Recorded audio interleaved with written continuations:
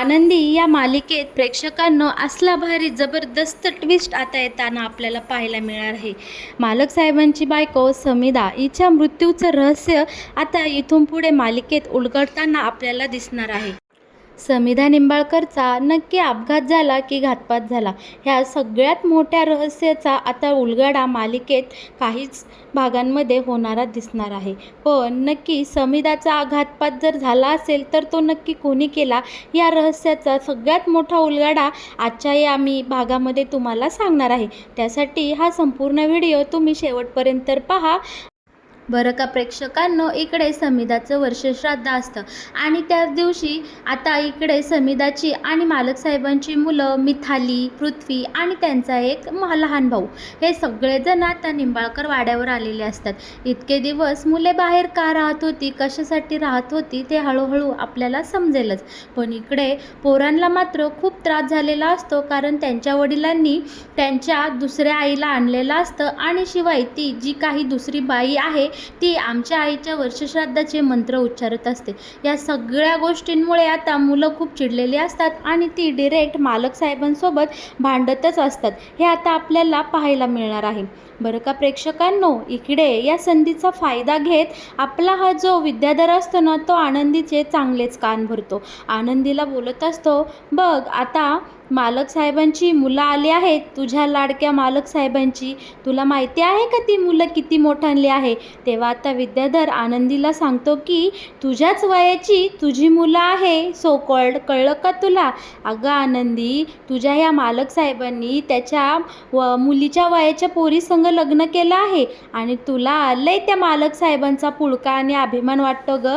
माझ्यासारखा तरणा गडी सोडला आणि त्या म्हाताऱ्याच्या सोबत लग्न केलं काय तू? इकडे आता विद्याधर आनंदीला खूप घाण शब्दामध्ये इकडे टॉर्चर करत असतो आणि तिला काही बाई सांगून तिचं एकदम कान भरत असतो. हे सगळे गोष्टी ऐकून आनंदी मात्र आता खूप घाबरून गेलेली असते आणि तिला नक्की काय करावं आणि काय नाही हे सुचत नसतं. मुलांना पाहून, इकडे नातवंडांना पाहून माई मात्र खूप खुश झालेली असते. कित्येक दिवसातून मुले इकडे वाड्यावर आली त्यामुळं माईंना खूप आनंद झालेला असतो. शिवाय बाबाही मुलांचं चांगल्या प्रकारे स्वागत करतात आणि मुलांना जवळ घेऊन त्यांचे लाड करतात. मुलेही माई आणि बाबांसोबत छान बोलत असतात, पण त्यांचा मात्र युगंधरवर खूप राग असतो. आता मुले इकडे त्यांच्या चुलत्याला आणि आत्याला भेटून घेतात, सगळ्यांसंग व्यवस्थित बोलतात आणि आता ती इथून पुढे या निंबाळकर वाड्यातच राहणार असं एकदम ठणकावून मालक साहेबांना सांगत असतात. पण मालक साहेबांची मनस्थिती आज खूप वाईट असते, कारण त्यांच्या लाडक्या समिधाचं जे वर्षश्राद्ध असतं त्यामुळं ते त्यांच्या विचारातच मग्न असतात आणि मुलांनी असा ऐन वर्षश्राद्धाच्या पूजेमध्ये येऊन तमाशा केल्यामुळे त्यांची मानसिक स्थितीसुद्धा ठीक नसते. मालक साहेब खूप विचारात पडलेले असतात आणि आनंदीलाही सगळ्या विचारांनी एकदम सैरवैर झालेलं असतं. तिलाही नक्की आता यापुढे काय करावं, काय वागावं, काय बोलावं हे समजत नसतं. मुलं तिच्यासोबत कशी वागतील, तिच्यासोबत व्यवस्थित राहतील ना, या सगळ्या विचारांनी इकडे आनंदी एकदम भांडावून गेलेली असते. आता सगळेजण आपापल्या खोलीमध्ये गेलेले असतात. हॉलमध्ये एकदम शांतता पसरलेली असते. फक्त आनंदी एकटीच तिथे असते. तिथेच हॉलच्या लगत माई आणि बाबांची रूम असते. ते दोघेजण छानपैकी तिथे गप्पा मारत बसलेले असतात. आज समिधाचं वर्षश्राद्ध, त्यामुळे त्यांच्या लाडक्या लेकीच्या आठवणींनी त्यांच्या मनात एकदमच अशी घर करून बसलेले असतात आणि त्या सगळ्या आठवणी एक एक करून माई आणि बाबांच्या समोर येत असतात. समिधा किती छान होती, कशी मनमिळावू स्वभावाची होती. युगंधरचा आणि तिचा संसार किती छान सुखात चालला होता. माझ्या समिधाच्या संसाराला कोणाची नजर लागली आणि माझी समिधा अर्ध्यावट सगळं काही सोडून गेली. या गोष्टी आठवून आठवून आता माईंना खूप वाईट वाटत असतं. बाबा मात्र माईंची समजूत घालत असतात. अगं जाऊ दे गं, झालं ते झालं, आता त्याला खूप वर्ष उलटून गेली आहे. आता आपण काय करू शकतो? आपली समिधा आपल्यातून निघून गेली, ठीक आहे, आपण तेवढंच समजू, जिचं आपल्यासोबत जेवढं राहणं होतं तेवढं तिचं राहून गेलं. पण ठीक आहे, आहे. आता आनंदी आली आहे ना, ती सुद्धा खूप गोड मुलगी आहे. आपण तिच्यातच आपल्या समिधाची कमी भरवून काढू. आपण आनंदीलाच आपण जीव लावूयात. पण इकडे आता माई बोलत असते, हो पण आनंदीसोबत शिल्पा कशी वागते आपण पाहतोय ना. खरं सांगायचं तर आपल्या समिधाच्या जाण्यामागे सुद्धा ही शिल्पाच कारणीभूत होती. पण आपण एवढं मोठं रहस्य इतके वर्ष झाले मनामध्ये दाबून ठेवलं. कोणालाही काही सांगितलं नाही. काय मग करायचं आता? जाऊ दे. आता मुलंही मोठी झाली आहे आणि युगंधरही त्यातून बाहेर पडला आहे. युगंधरच्या आयुष्यात आता आनंदी आलेली आहे. चला, माझ्या समिधाची जागा आनंदीने घेतली तर मला नक्कीच आवडेल. माझ्या युगंधरला एक त्यांचा नवी बायको मिळेल आणि त्याचा एकांत नाहीसा होईल. इकडे माईचे विचार खूप छान असतात बरं का. माईला आनंदीविषयी खूप प्रेम वाटत असतं. पण हे सगळं आता आनंदीने ऐकलेलं असतं. आनंदी लगबगीने माईजवळ जाते आणि माईचा हात हातात घेते आणि बोलते, माई तुम्ही मला मुलगी मानता ना? तेव्हा आता माई बोलते, हो ग बाळा, त्यात काही संशय नाही, तू मला माझ्या समिधासारखीच आहे. मग आता आनंदी काय करते, माईचा हात तिच्या डोक्यावर ठेवते आणि बोलते की माई, आजच्या दिवशी समिधाताईंच्या वर्षश्राद्धाच्या दिवशी मी तुमच्याकडे एक गोष्ट मागत आहे, ती तुम्ही मला द्यायची. तेव्हा माई बोलतात, माग ना बाळा, काय हवं आहे तुला? तेव्हा आनंदी सांगते की समिधाताई नक्की कशा गेल्या याविषयी मला सगळं काही सत्य सांगून टाका. मी तुमचं सगळं बोलणं ऐकलेलं आहे. नक्की समिधाताईविषयी असं काय झालं होतं, काय सत्य आहे जे तुम्ही सगळ्यांपासून लपवलं आहे, हे तुम्ही मला आज सांगा. तुम्हाला माझ्या गेलेल्या समिधाताईंची शपथ आहे. आता माईचं मनाचा एक कोपरा खूप हळवा झालेला असतो. इतक्या वर्ष मनामध्ये साठवून ठेवलेलं सत्य आता माई आनंदीला सांगताना आपल्याला पाहायला मिळणार आहे. माई सांगू लागतात, या लिंबाळकर वाड्यामध्ये इतकं सारं वैभव होतं आणि माझ्या समिधाच्या आसनाने हा निंबाळकर वाडा जणू बोलू लागला होता. ह्या सगळ्या वाड्याच्या निर्जीव भिंती अगदी हसत खेळत या सगळ्यांसंग बोलत होत्या. असं सुखाचा आणि समाधानाचा माझ्या समिधाचा संसार या निंबाळकर वाड्यात फुलला होता. पण तिच्या या संसाराला कोणातरी एका बाईची काळी नजर लागली आणि त्या बाईने असा काही घातपात केला की माझ्या समिधाचा या सगळ्यामध्ये जीवच गेला. एक दिवशी माझी समिधा अशीच एका महत्त्वाच्या कामासाठी मीटिंगसाठी चालली होती आणि तिची गाडी अशीच ॲक्सिडेंट झाला आणि माझी समिधा दरीत पडली आणि ती दरीत पडली आणि तिथेच तिचा अपघात झाला. तेव्हा आम्ही तिला हॉस्पिटलमध्ये ॲडमिट केलं. समिधावर खूप दिवस उपचार चालू होते. पण मरण्याच्या आधी समिधा शुद्धीवर आली होती आणि ती जे काही बोलली ते ऐकून आम्हा दोघांना तर खूप मोठा धक्का बसला. समिधा जायच्या वेळीस मीच तिच्यासोबत होते. समिधाने मला असं काही एक सत्य सांगितलं की ते ऐकून माझ्या पायाखालची अगदी जमीनच हादरली. तेव्हा आता आनंदी बोलते, माई सांगा ना, समिधाताईंनी तुम्हाला नक्की काय सांगितलं आहे? मला ते ऐकायचं आहे, प्लीज माई. तेव्हा माई सांगतात की आनंदी, हे बघ, तुझ्या मनावर दगड ठेवू नये. हे सत्य खूप कठीण आहे. तुला माहिती आहे, माझ्या समिधाचा अपघात होण्यामागं या शिल्पाचाच हात होता. शिल्पाने प्रॉपर्टीच्या हव्यासापायी माझ्या समिधाचा अपघात घडवून आणला आणि तिला दरीमध्ये ढकललं. पण माझ्या समिधाच्या सुदैवाने ती वाचली. खूप दिवस दवाखान्यामध्ये होती. मरण्याच्या आधी म्हणजे आजच्याच दिवशी काही वर्षापूर्वी समिधा शुद्धीवर आल्यानंतर मला बोलली की प्रॉपर्टीसाठी शिल्पाताईने मला दरीत ढकलले आणि तिला या गोष्टीचं खूप वाईट वाटत होतं. मी तेव्हा खूप रडले. मलाही या शिल्पाचा खूप राग आणि तिटकारा आला होता. मी मालक साहेबांना म्हणजे तुझ्या युगंधरला मी सांगणार होते की या सगळ्यामागे शिल्पा होती. पण माझ्या समिधाचं असं अकालीन जाणं मला सहन झालं नाही आणि काही दिवस माझी तब्येत खूप ढासळली.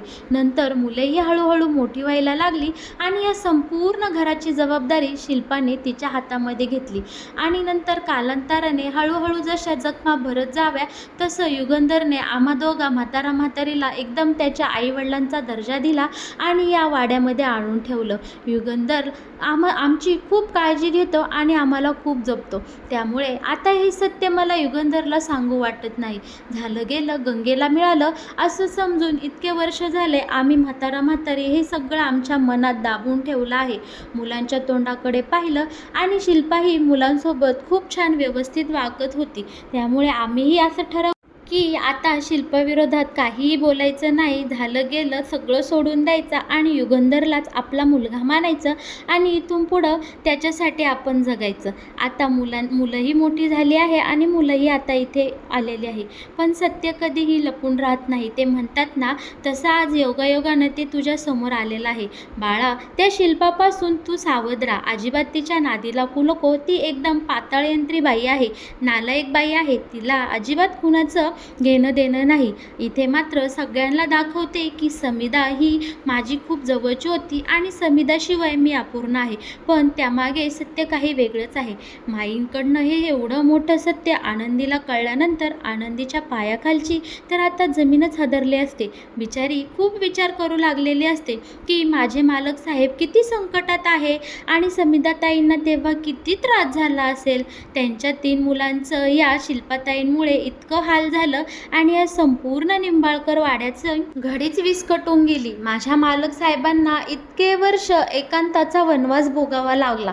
पण नाही, बाद झाला आता. या शिल्पाताईंना मी चांगलीच अद्दल घडवील आणि तिने जे हे कृत्य केलं आहे त्याबद्दल मी त्यांना नक्कीच शिक्षा करून देईल. आता इकडे आनंदीने मनाशी एकदम निर्धार केलेला असतो की शिल्पाताईंचं हे जे काही सत्य आहे ते आता मालक साहेबांसमोर आणायचं.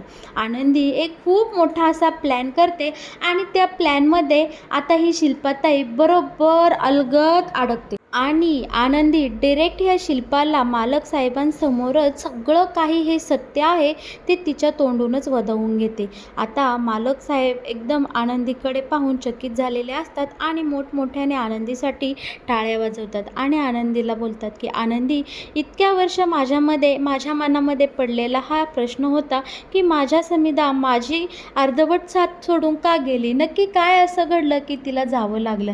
पण या सगळ्या प्रश्नांचं उत्तर बाळा तू शोधून काढलंस आणि मला आज दिलेलं आहे. मला या गोष्टीचं खूप वाईट वाटत आहे की माझ्या सख्या बहिणीने, माझ्या शिल्पाताईने माझ्या बायकोचा बळी घेतला. हे ऐकून माझं मन खूप म्हणजे खूप आज घाबरलं आहे की मी जिच्यावर आईसारखी माया केली तिनेच माझ्या पाठीमध्ये खंजीर खुपसला आहे. आता इकडे शिल्पाताई मात्र काहीही बोलत नसते. ती फक्त युगंधरचं बोलणं ऐकूनच घेत असते. आता मात्र युगंधर खूप चिडलेला असतो. पण या सगळ्यामध्ये माई आणि आपल्या बाबांना खूप छान वाटत असतं, कारण त्यांनी इतके वर्ष मनामध्ये दडवून ठेवलेलं सत्य अखेरीस बाहेर आलेलं असतं आणि आता त्यांच्या समिधाला, त्यांच्या लाडक्या मुलीला आता न्याय मिळणार असतो आणि तोही आपल्या आनंदीमुळे.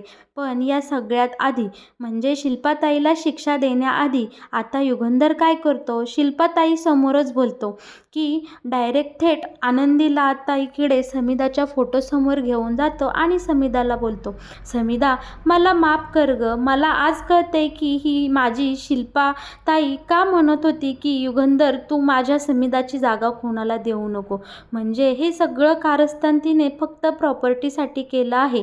तुझी जागा जर दुसऱ्या कोणी घेतली तर या घराची सत्ता त्या माझ्या बायकोकडे जाईल अशी शिल्पाताईला मनोमन भीती होती. म्हणून तिने आजवर आपल्या दोघांना एकत्र येऊन दिलं नाही. पण समिधा, आज मी तुझ्यासमोर या आनंदीचा माझी बायको म्हणून स्वीकार करत आहे.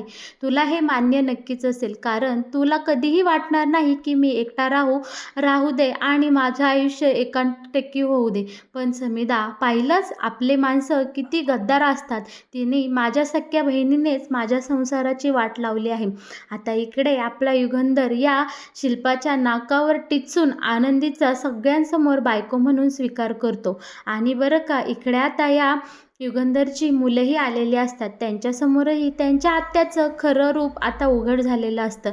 आता ती मुलंही आपल्या आनंदीचे पाय धरून माफी मागतात आणि बोलतात की आम्हाला माफ कर आनंदी, कारण आम्ही तुझ्यासोबत खूप वाईट वागलो आहे. पण हे सगळं काही आम्ही आमच्या आत्याच्या सांगण्यावरून केलं आहे. आत्यानी आम्हाला फोन करून इथं बोलावून घेतलं आणि काकानेही सांगितलं की तुमचे वडील त्या मुलीच्या खूप आहारी गेले आहे आणि तुमच्या आईला विसरले आहे. असं ऐकल्यानंतर आमच्या तळपायाची आग मस्तकात गेली आणि तुझा बदला घेण्यासाठीच आम्ही इकडे निंबाळकर वाड्यावर आलो आहे.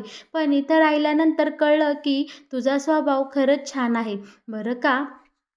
आता सगळ्यांना सगळ्यांच्या प्रश्नांची एकदम खरोखर उत्तरं मिळालेली असतात. सगळ्यांच्या चेहऱ्यावर एक हलकंसं समाधान असतं. पण शिल्पाताईच्या मात्र इकडे आता पायाखालची जमीन सरकलेली असते. आता वेळ आलेली असते ते शिल्पाताईने केलेल्या ह्या एवढ्या मोठ्या कारस्थानाला शिक्षा देण्याची. आता इकडे युगंधर खूप म्हणजे खूप भडकलेला असतो. त्याला आता शिल्पाताईंचा इतका राग आलेला असतो ना, आता युगंधर थेट शिल्पाताई समोर जातो आणि तिच्या सनकेने कानाखाली देतो आणि बोलतो, चांगले पान फेडलेस, तुला माझ्या आईचा दर्जा दिला होता, पण तू आई काय ग, तू एक बाई म्हणून घ्यायच्या लायकीची सुद्धा नाहीस. शिल्पाताई, मी तुला माझ्या ताई बोलायचं, माझी मोठी बहीण बोलायचं आणि तू तर माझ्या संसाराचा अख्खा खेळ खंडोबा करून टाकला ग. तू मला इतके वर्ष एकांटेकी पाडलं, पण या आनंदीमुळे आज माझ्या आयुष्याला काहीतरी नवीन पालवी फुटली. म्हणून तिच्यामुळे आज हे तुझं घाणेरडं थोबाड माझ्यासमोर उघड झालं आणि तुझ्या या गोड गोड बोलण्यामागं किती क्रूर आणि कारस्थानी बाई आहे हे मला कळलं. आता इकडे युगंधर लगेचच पोलिसांना बोलावून घेतो. आता युगंधरने पोलिसांना घडला सगळा प्रकार फोनवरच सांगितलेला असतो आणि बोललेला असतो की जी काही गुन्हेगार बाई आहे ती इथे माझ्या निंबाळकर वाड्यातच आहे. तिला आत्ताच्या आत्ता इथून घेऊन जा आणि तिला अटक करा. पुन्हा एकदा युगंधर शिल्पाताईच्या एक सनसनीत कानाखाली वाजवतो आणि पोलीस आल्यानंतर शिल्पाताईला धक्के मारून निंबाळकर वाड्याच्या बाहेर डायरेक्ट असा चक्क ढकलून देताना आता आपल्याला युगंधर पाहायला मिळणार आहे. बरं का प्रेक्षकांनो, तुम्हाला कसा वाटला आनंदी या मालिकेत येणारं हे नवीन वळण? तुम्हाला आवडलं का? येणाऱ्या नवीन ट्विस्टविषयी तुमचं काय मत आहे हे तुम्ही मला नक्कीच आपल्या कमेंट बॉक्समध्ये सांगा. आणि हो बरं का, तुम्हाला जर असेच या मालिकेविषयीचे नवीन नवीन अपडेट सगळ्यात आधी जाणून घ्यायचे असेल तर आपल्या या चॅनलला नक्की सबस्क्राईब करा आणि आपल्या येणाऱ्या व्हिडिओला लाईक करायला अजिबात विसरू नका.